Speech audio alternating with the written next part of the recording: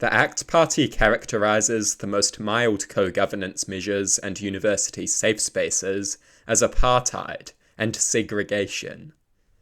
According to the ACT Party, Maori safe spaces and insignificant co-governance arrangements are somehow comparable to apartheid and segregation. This is a desperate attempt at winning support by creating a culture war. A culture war that will distract from the ACT Party's terrible policy and secure them the support that they need to implement it. Union busting, privatisation, and stagnant minimum wages are not particularly appealing policies.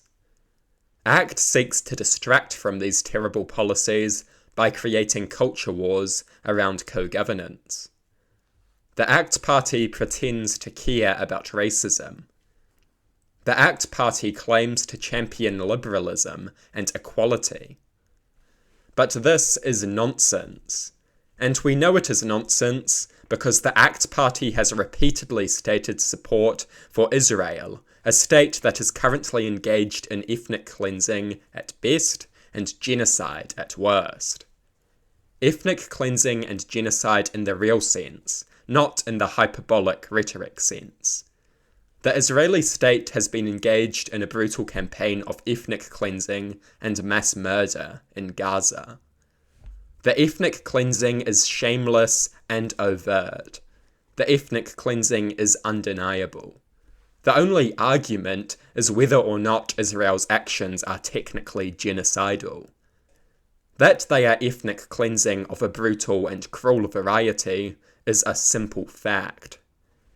And what has the ACT Party had to say about this? You would think a party that pretends to care about liberalism, equality, and anti-racism would take issue with vicious ethnic cleansing. But no, they don't. David Seymour recently claimed that the ACT Party stands in solidarity with Israel. ACT MP Simon Court recently stated that he stands with Israel and posted a picture of himself proudly holding an Israeli flag. The ACT Party has stated that they strongly support Israel's right to defend itself. In the context, this amounts to an endorsement of ethnic cleansing. The ACT Party will kick up a big fuss about co-governance and safe spaces, policies which have no impact on the lives of most people, policies which don't kill anyone. And then ACT will stand in solidarity with Israel, a country that is engaged in murderous ethnic cleansing. The ACT Party is amoral. They have no values, they have no principles, they don't believe in anything. They condemn safe spaces and co-governance as outrageous racism. And then they declare their support for a state that is engaged in brutal ethnic cleansing. The ACT Party has no values. For the ACT Party, co-governance is a culture war issue. They exploit it to secure popular support.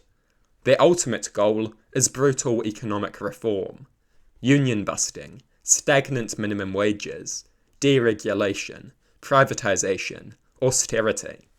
The ACT Party is a disgusting, amoral political party. They have no principles and no values. They must be crushed in the 2026 election. The ACT Party is a party of disingenuous, donor-serving idiots.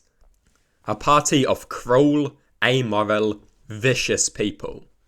A party that exemplifies cynical vote winning at its worst. This is a party that is funded by big money.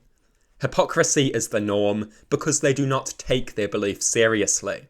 They want power, they want to serve their donors. Everything else is just a means to those ends. New Zealand can do better. New Zealand deserves better.